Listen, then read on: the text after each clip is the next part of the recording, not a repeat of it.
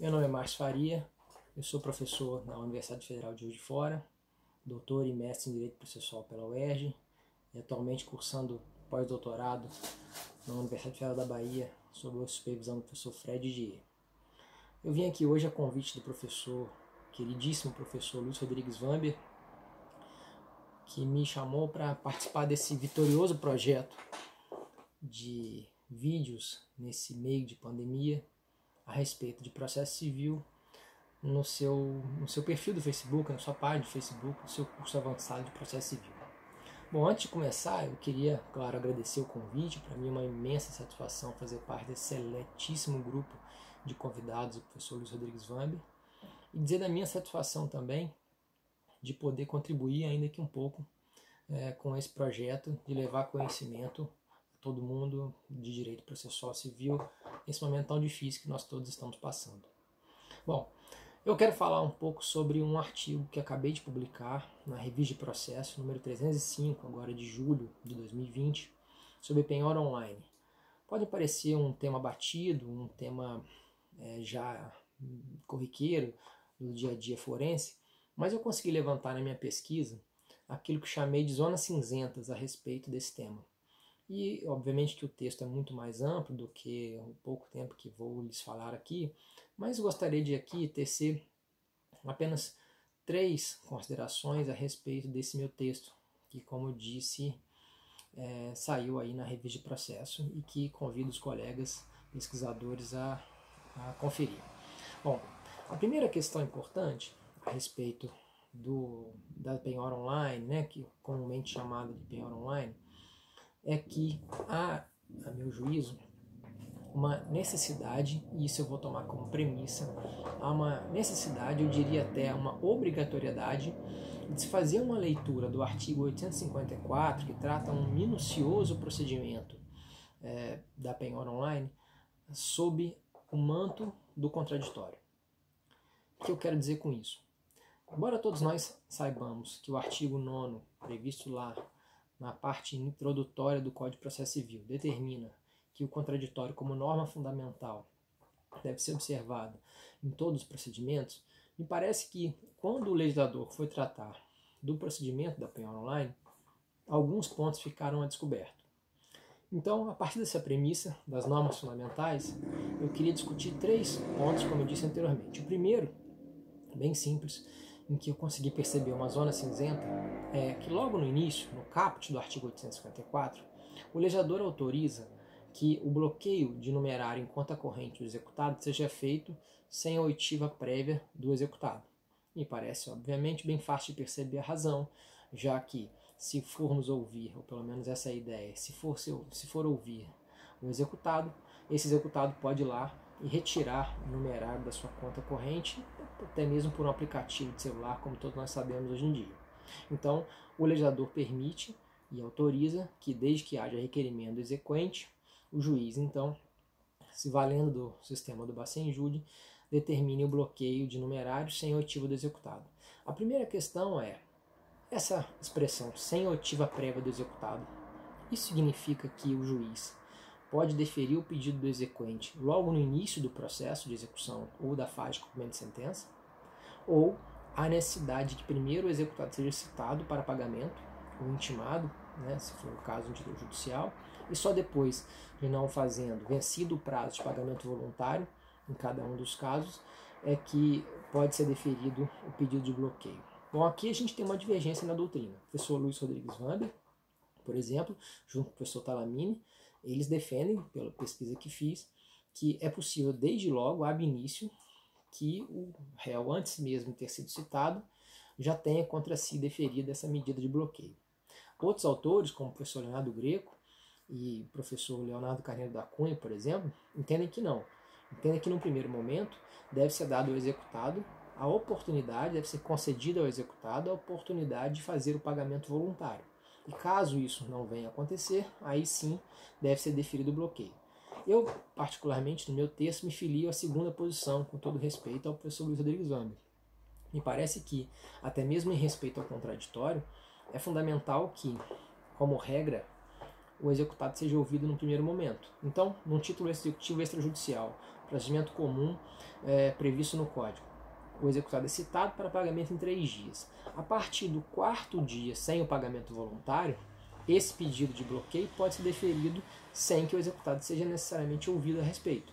Então imagine que lá pelo 5º, 6º, 7º dia, o requerente, o credor, requerente, já tendo feito o pedido na petição inicial ou venha a fazê-lo, o juiz não é obrigado a ouvir o executado novamente. Ora, eu vou deferir a medida de penhora, a medida de bloqueio. Não há necessidade disso. Mas, percebam, me parece que é necessário que o executado seja citado, pelo menos, e tenha essa oportunidade de fazer o pagamento. E aí os colegas podem dizer, bom, mas se ele for citado de lapidar o patrimônio? Bom, aí nesse caso nós temos a necessidade de uma tutela de urgência. Tutela de urgência que pode, obviamente, e deve ser deferida também em sede de execução. Então, se eu, credor, tenho o indício de que o executado está tentando dilapidar patrimônio, aí na minha petição inicial eu peço não só o bloqueio, como uma tutela provisória. Essa tutela provisória sendo deferida, aí sim o juiz, então, antes mesmo de citar o réu ou de intimar, no caso de título judicial, ele poderia deferir o bloqueio. Me parece que essa é uma primeira questão sobre o tema. Uma segunda questão, que me parece também ainda cinzenta sobre o mesmo assunto, o procedimento da penhora online, diz respeito à defesa do executado. E aí eu estou dizendo especificamente ao parágrafo 3º do artigo 854. Bom, como os senhores sabem, basta que se dê uma olhada muito rápida no código, deferido o bloqueio e efetuado esse bloqueio, o executado vai ser intimado para em 5 dias, e aí esse prazo me parece que deve ser contado em dias úteis, em 5 dias oferecer a sua defesa. Essa defesa serve para demonstrar, primeiro, que o crédito que foi bloqueado se trata de uma verba impenhorável, ou, segundo, que houve aí um bloqueio excessivo. Bom, é importante frisar que, como também assevera o professor Luiz Rodrigues Vamber e o professor Talamini, na sua clássica obra do curso avançado em que tratam de execução, que não é apenas a mera alegação. É fundamental que o executado alegue e comprove que se trate, por exemplo, de uma verba impenhorável. Pois bem, se há necessidade de comprovar, o executado deve produzir provas. E aqui eu consegui identificar na minha pesquisa uma lacuna na doutrina e também, de certa medida, na jurisprudência, a respeito de que tipo de provas o executado pode produzir nesse expediente de defesa. O código ele não estabelece, nesse momento e em qualquer momento que eu pude verificar, uma limitação cognitiva a respeito do tipo de prova que pode ou não ser produzida aqui. A doutrina tende a dizer que aqui somente seria possível produção de prova pré-constituída, ou seja, o executado, quando então fizesse a sua defesa, ele teria que, junto com ela, apresentar documentos que demonstrem que se trata de verba impenhorável.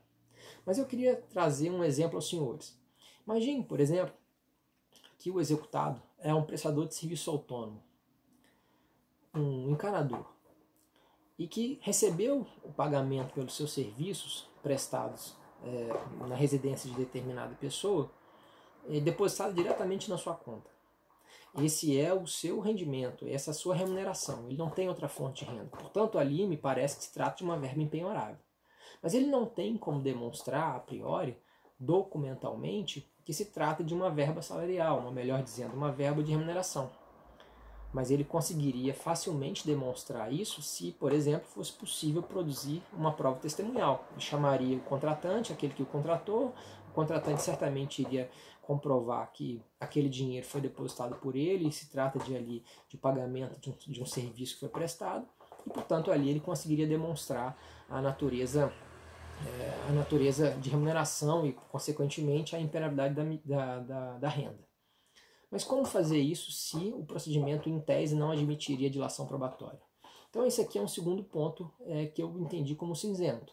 Cabe ou não dilação probatória no procedimento previsto no parágrafo 3º do artigo 854? Como a lei não restringe a produção de prova, e partindo também do contraditório como premissa, como eu disse no início, de que o contraditório, como sempre diz o professor Leonardo Greco, deve ser entendido como o direito de se defender provando, me parece necessário, por que não dizer indispensável, permitir a produção de prova nessa hipótese. É claro que não é comum, eu reconheço, mas se necessário for, não me parece razoável limitar a produção de prova nesse tipo de expediente. Um terceiro e último ponto, já encaminhando para o final, que me parece o mais interessante, foi inclusive alvo de debate no Conselho da Justiça Federal de 2018, no grupo de execução do qual eu fazia parte. Inclusive, na oportunidade, até tentei fazer com que fosse passado um enunciado sobre esse tema, mas que, por conta do debate, acabou isso não ocorrendo. Qual é? Bom, dentro dessa mesma hipótese da defesa do executado, o executado pode, como eu disse, e está previsto no Código, se defender. Imagine que então o executado venha e demonstre que se trate de uma verba impenhorável, mas se valendo de um documento falso. Com esse documento falso, ele conseguiria, pelo procedimento do Código, a liberação da verba bloqueada. E por que razão? Porque o procedimento previsto no artigo 854 não prevê, por incrível que possa parecer, não prevê oitiva do exequente a respeito da defesa apresentada pelo executado.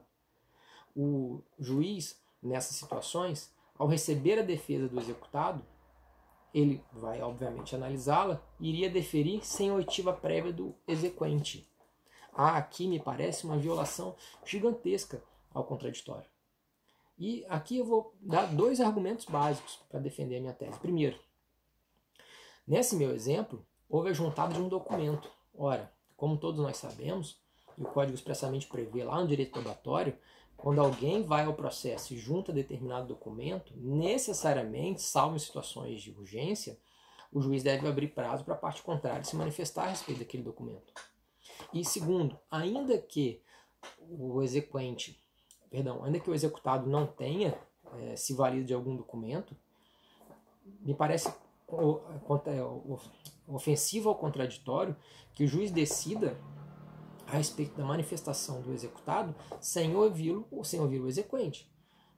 O contraditório clássico, tradicional, estaria, nesse caso, sendo desrespeitado porque o executado se manifestou e o exequente não teve a oportunidade de falar a respeito daquela defesa.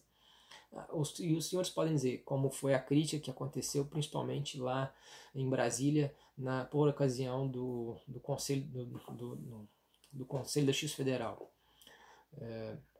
A jornada de direito processual, melhor dizendo, do Conselho da Justiça Federal. Mas isso pode demorar muito, Márcio. Isso vai demorar muito, porque até ouvir o exequente, o sujeito que está com o dinheiro bloqueado de forma indevida, ele tem um prejuízo muito grave. Ora, nada impede que seja deferida uma tutela de urgência aqui.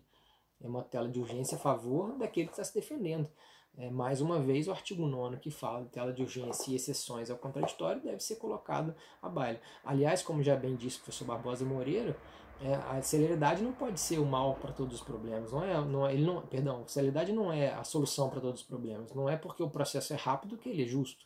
Todos nós sabemos disso. Então me parece que é indispensável, e eu fico feliz de saber que aqui a Colar já tem decisões nesse sentido, de que deve ser observado o contraditório nesse dispositivo, ou seja, apresentada a defesa pelo executado, com base no artigo 3º, no parágrafo 3º do artigo 854, o juiz deve ouvir o credor, o exequente, e aí só depois então decidir a respeito da liberação ou não daquela verba que foi bloqueada.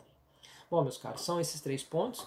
No meu artigo, como eu disse, previsto lá que está previsto para ser publicado agora em julho, na revista de processo, eu trato de outras questões. Espero que vocês tenham apreciado. Eu estou à disposição, podem me procurar tanto no Instagram quanto no Facebook pelo professor Márcio Faria. Muito obrigado, professor Vamber, um grande abraço também, professor Talamini, e até a próxima.